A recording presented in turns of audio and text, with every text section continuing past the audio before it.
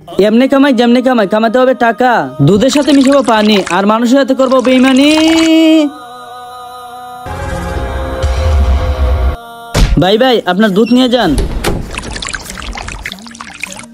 আরে ভাই, আপনার দুধ দিন দিন পাতলা হয়ে যাচ্ছে কেন? দুধে কি আপনি পানি মিশাচ্ছেন? না ভাই, তুমি এসব কি বলতেছো? ভাই ভাই, আপনার দুধ নিয়ে যান।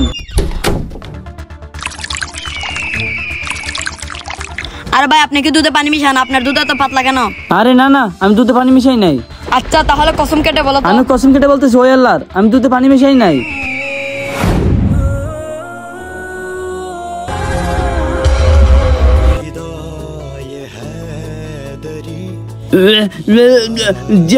পানি আন। আরে ভাই, তোমার কি হয়েছে?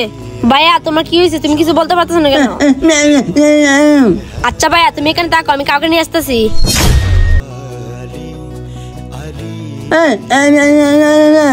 তুমি কি কারোর সাথে মিথ্যা কসম কাটছো?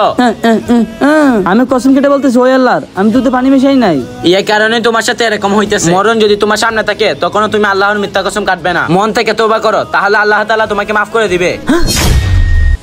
গাইস, ভিডিওটি ভালো লাগলে চ্যানেলটি সাবস্ক্রাইব করবেন।